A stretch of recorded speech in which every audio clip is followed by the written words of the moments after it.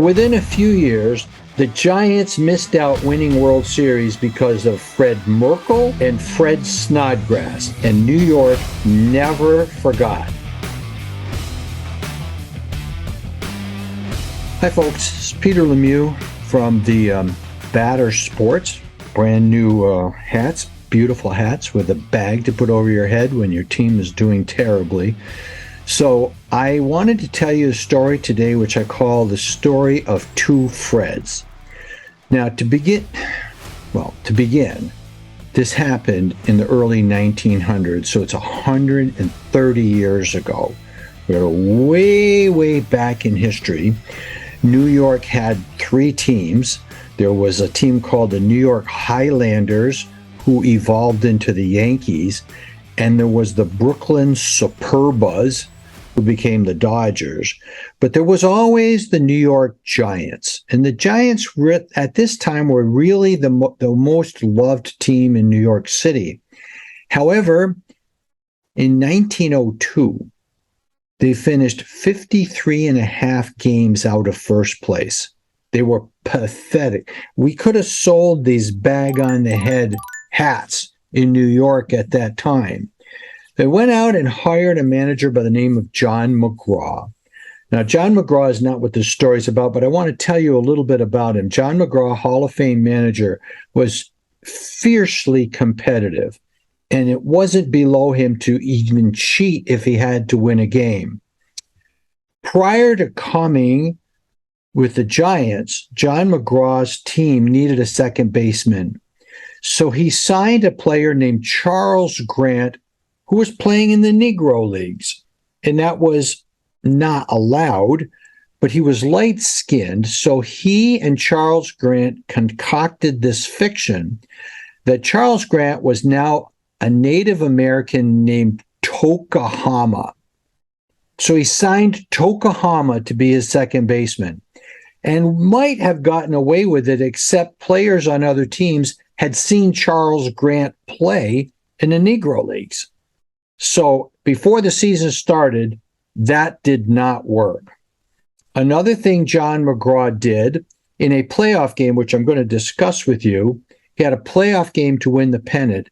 He tried to bribe the umpire. He sent a guy up and offered the umpire money so that the Giants could win.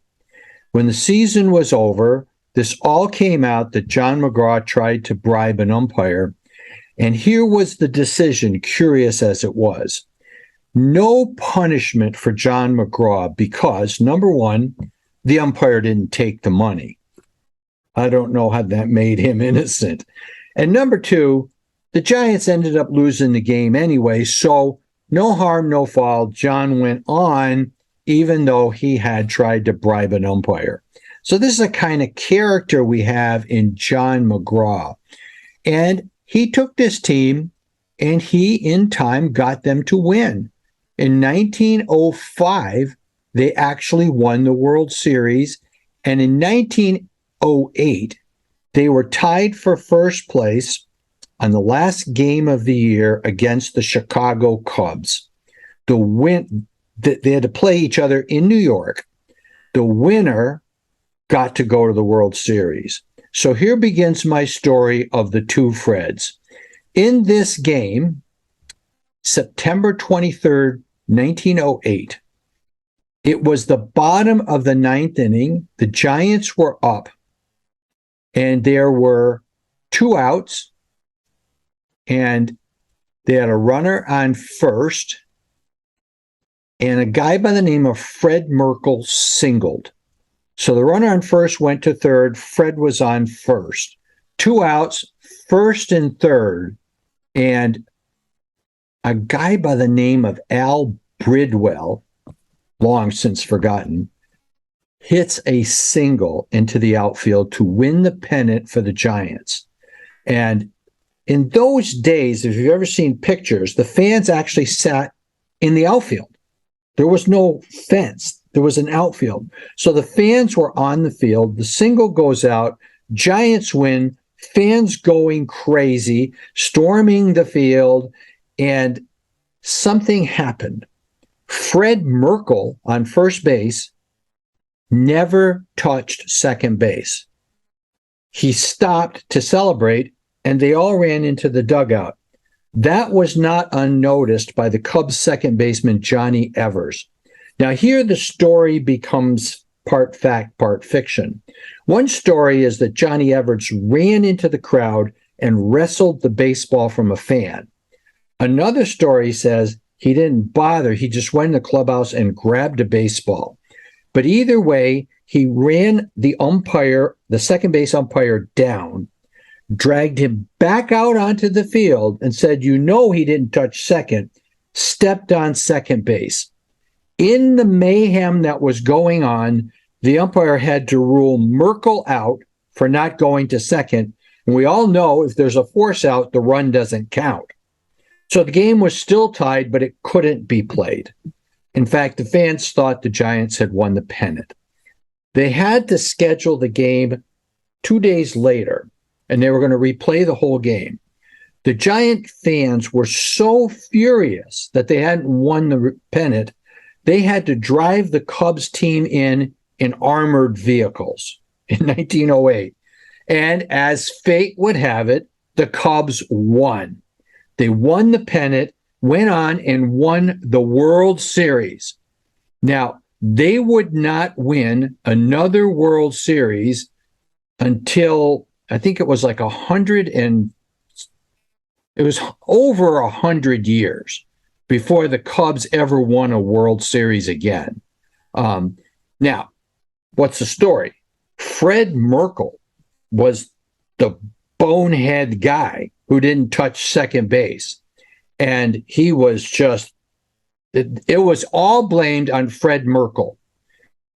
To finish that half of my story, I want to tell you that in Chicago, right outside of Wrigley Field, they opened a bar called Merkel's Bar, which to this day still exists, in memory of Fred Merkel not touching second base. Well, the Giants got through that, returned to the World Series in 1911 and lost. Now it's 1912, and the Giants are in the World Series again.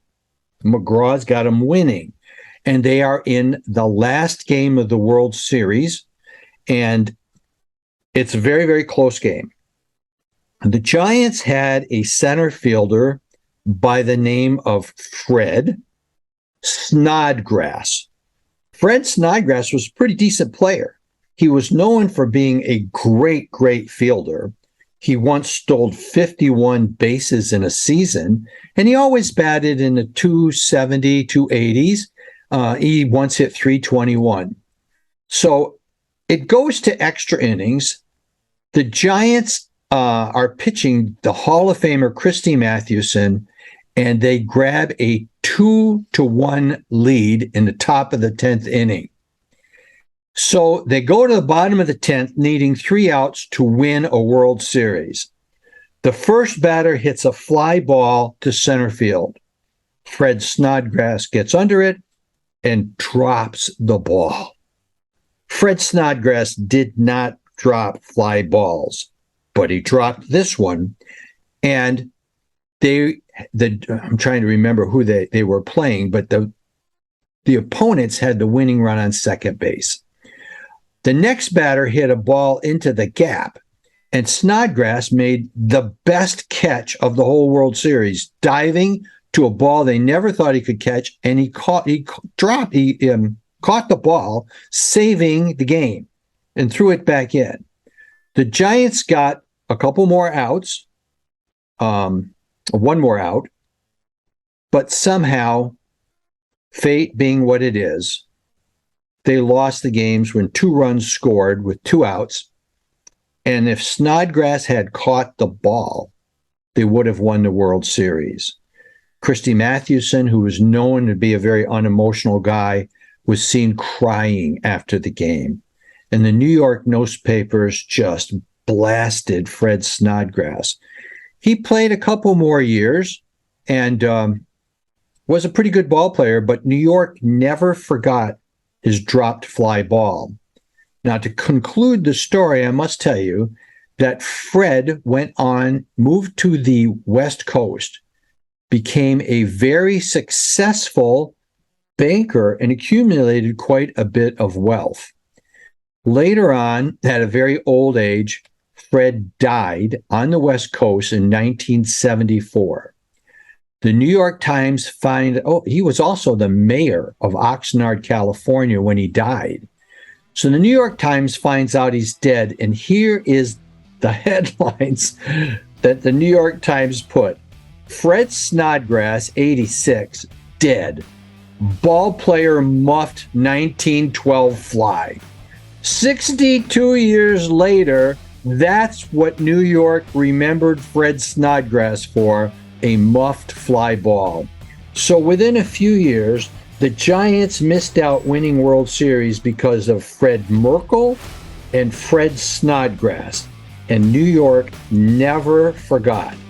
Chicago posted a bar to honor Fred Merkel, and the New York Times remembered this wonderful ball player, successful banker, as the player who muffed a fly ball. And that's my story of the two Freds. Y'all have a great day.